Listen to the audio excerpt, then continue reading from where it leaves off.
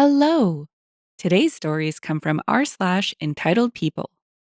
All right, there's been a bit of a Karen story drought recently, and Mama needs her fix. Today, we have three stories of HOA Karens and HOA themed revenge. Our first is titled, It's Community Property.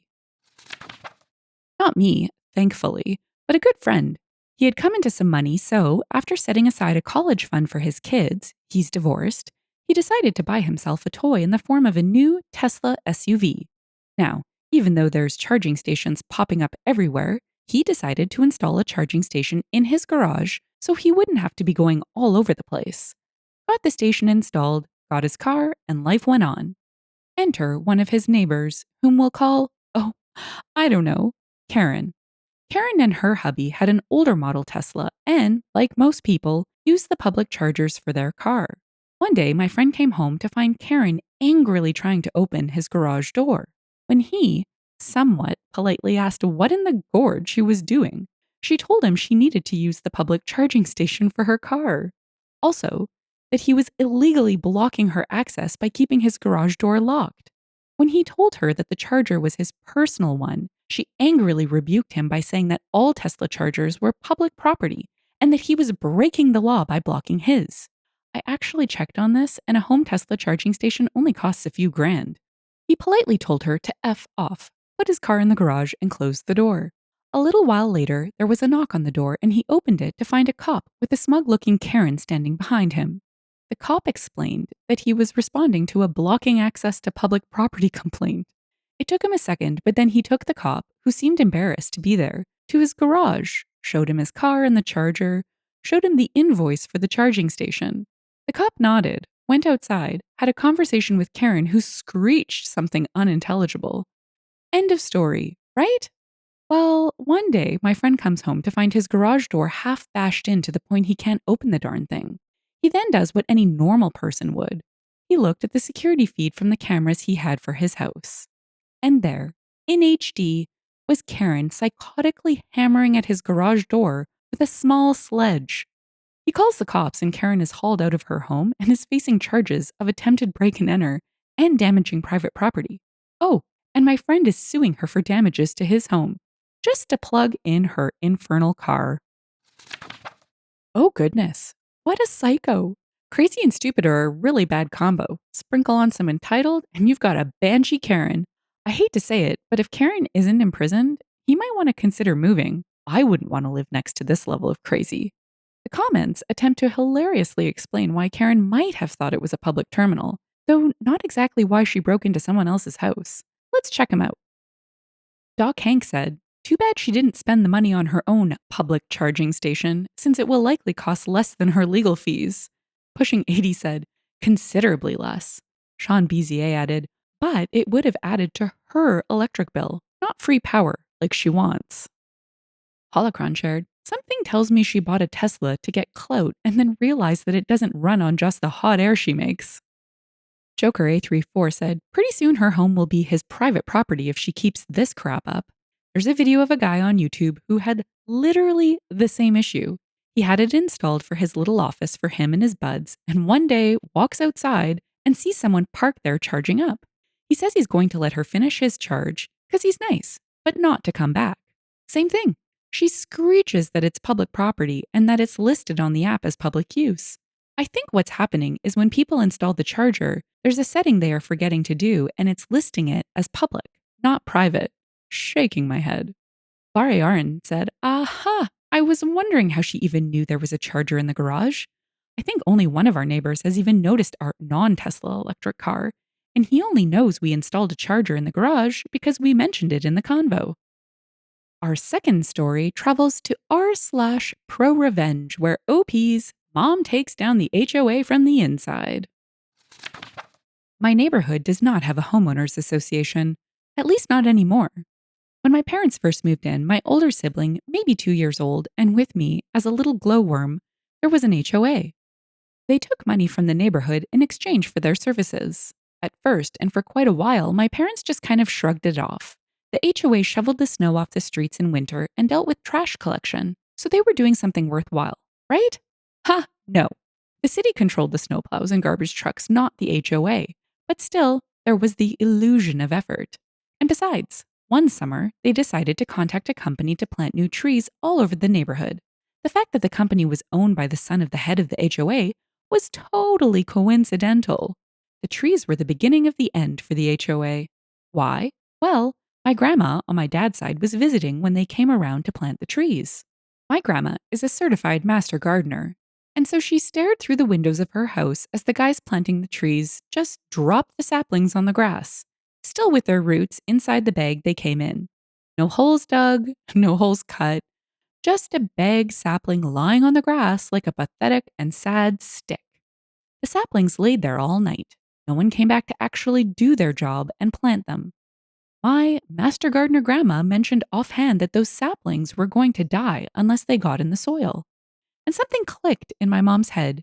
She was paying the HOA money, actual money every month, while both she and my dad worked, taking care of two very little kids, sending us to daycare and preschool, and arranging babysitters and feeding us. And the homeowners association was just going to pull this half-baked BS instead of do what she was paying them for? No. No fracking way. So she showed up to the head of the HOA's house and basically demanded that the trees get planted properly, like she's apparently paying for them to. The head of the HOA, so excited for someone actually caring about the neighborhood, made their second mistake.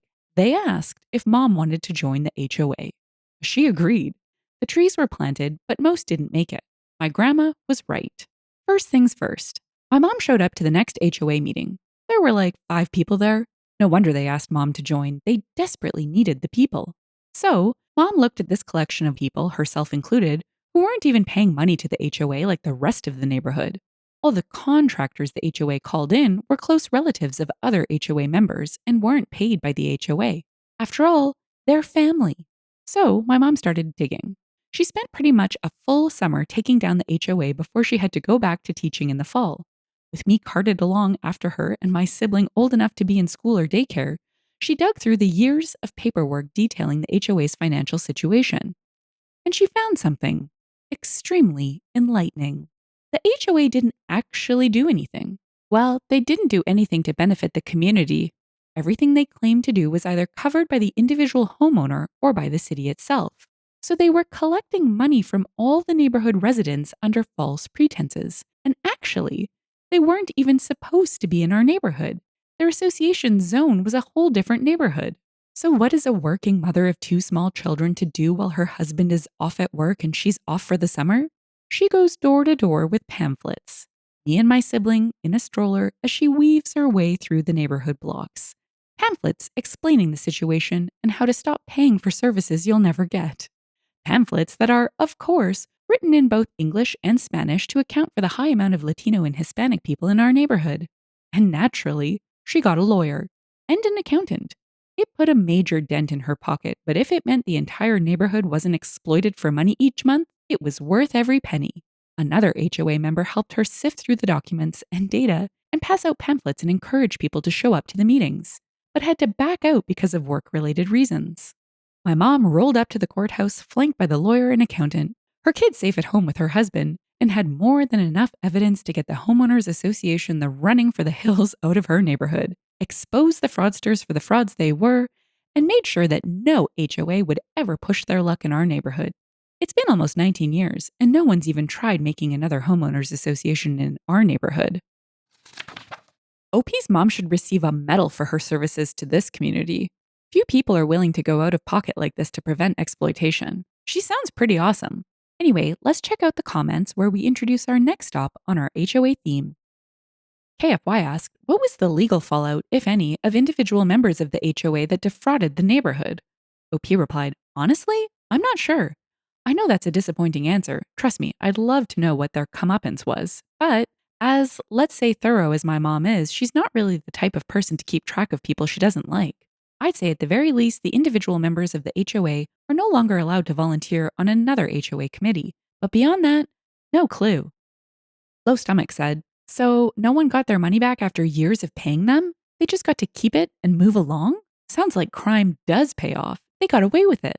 It's like me robbing a Chase bank every month, get caught after 20 banks, and my punishment is that I'm not allowed into the neighborhood Chase Bank anymore. Jesus Has Diabetes added, sounds like a good deal. Want to start a crew? Snoop There It Is said, "Not sure I'd classify this as pro revenge, but more like justice served to criminals. I'm glad to see that your mom cleaned out the rats, though." OP replied, "I wasn't sure where else to put this story, so I thought this subreddit would be the best fit." Chip97 said, r/FHOA welcomes your mother to their ranks. What a coincidence! FHOA just happens to be our next stop in this video with, "I sued my HOA and won."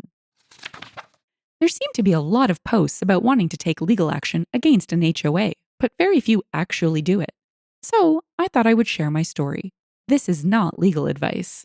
I've been in my HOA for approximately 15 mostly drama free years until a few years ago when the HOA changed management companies. The new one decided that they were going to be more proactive on enforcement of violations. Not that things were going downhill, they were not. Everyone's home has basically doubled in value over the last few years. They are well maintained, nice, newer homes in a desirable area. The new PMC, Property Management Company, got the board to adopt new rules and regulations and new bylaws. The board has essentially been controlled by one old lady for about 10 years. I'll call her Karen.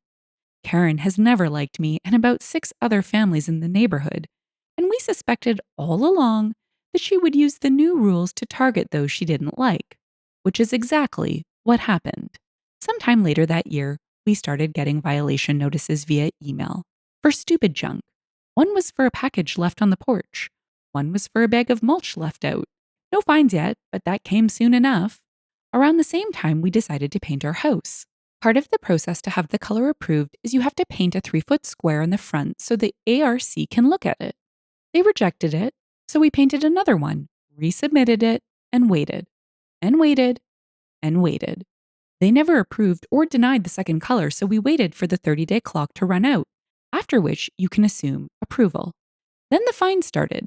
With no warning, we got an email stating that we had been fined for having mismatched paint. Yes, they were fining us for painting the squares that they require in order to approve a color. We were also fined for having Christmas lights in the summer. There have never been Christmas lights on our house. This was likely an address mix-up. We complained on the HOA's website, but were banned immediately. So far, this was all done via email, but to appeal a fine, you have to send a certified letter to the PMC, which we did. But in the meantime, we spoke to a lawyer who specializes in HOA law. He reviewed our DCCR and all other docs and gave us this advice for the appeal. Just politely say that, quote, "You do not think that the board has the authority to issue fines." That's it. Don't get into anything further. That's exactly what we did, and the board was gobsmacked at our gall to question their omnipotence and our non participation in their appeal. They upheld the fines as expected, which made our lawyer very happy. We also learned that someone else had been fined for having too many cars, and someone else got a mowing fine that was intended for their neighbor. This property management company was completely incompetent. Add a fair dose of malice from Karen and indifference from the other board members, and you have a recipe for a clustercluck. What we knew, but apparently they didn't, is that HOAs in Texas do not have a statutory authority to levy fines. That power must be granted in the restrictive covenants, and ours did no such thing. There is also a law, Chapter 209 of the Texas Property Code, which, among other things, states that before fines can be issued, the HOA must send a certified letter to the owner giving them an opportunity to cure the violation. They hadn't. 209 also states that all board meetings must be open to all owners, and any meeting where rules, regulations, or bylaws are going to be discussed must be noticed to all homeowners. They didn't do any of that. The HOA was levying fines with zero authority to do so, ignoring state law that dictates how HOAs issue fines if they have authority, adopting rules and regulations in secret meetings in violation of state law, changing bylaws in secret meetings in violation of state law. We had them dead to rights and everyone knew it. Texas also has a law that grants attorney's fees to the prevailing party in a suit about violations of restrictive covenants. This usually benefits the HOA, but can work both ways. Our fantastic attorney wrote a devastating but absolutely beautiful complaint. It was pure poetry, and I should have it framed. It was served on the board and property management company.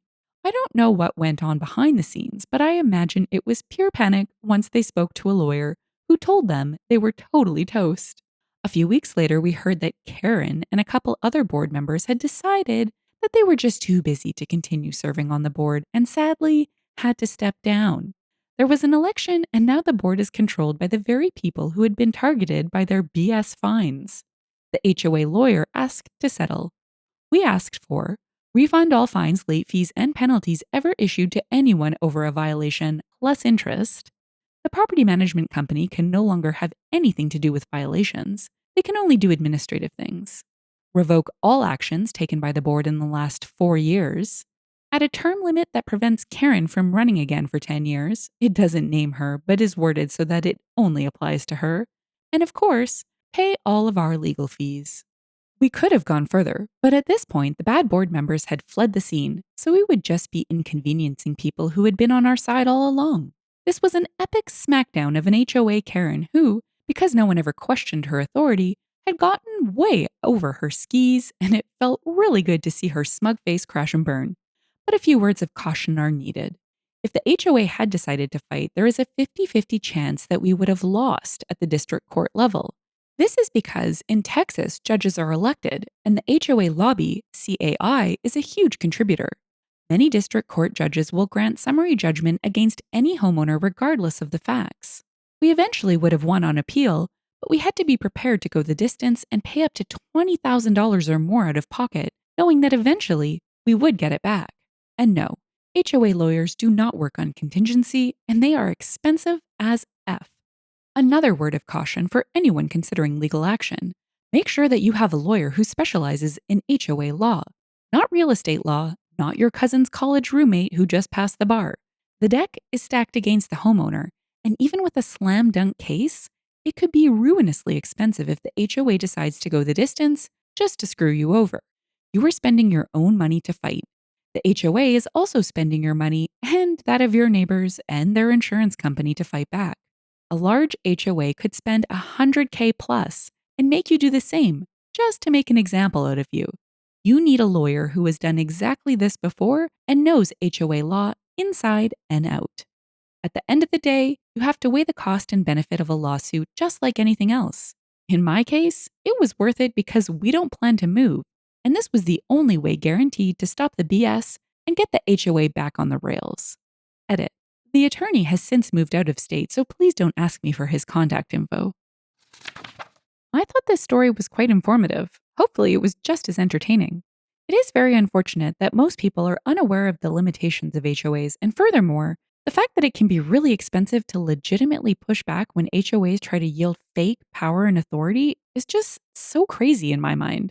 Anyway, the drama continues in the comments where the subreddit turns on OP. Flipping said, "So wait, now you and the other good guys are the HOA, object of our hatred?" OP replies, I guess so. Believe me, if I could dissolve the HOA, I absolutely would. For now, I'll settle for limiting their power to the greatest extent possible." Uriel Alessandro said, "You were the chosen one. You were supposed to destroy the HOA, not join it." Alan Smithy said, "And this is why electing judges, prosecutors, and sheriffs is a bad idea, boys and girls. Unique to the US, these jobs should not be the result of a popularity contest." Mindcloud added, "When they are appointed, they just buy the politicians that appoint them. That happens in other countries as well." Beach Teen said, "So the HOA had to pay all these legal fees, but did the HOA Karen have to pay anything? It sounds like the real fix was the new election, and you could have asked the board for the same thing." OP replied, "Karen just resigned and walked away. I wish she had to pay something, but it doesn't work that way. Sadly, without the lawsuit, there is no way she would have ever been voted off of the board." If you've enjoyed the story and would like to hear more, consider liking, subscribing, and leaving a comment. Thanks, and bye for now.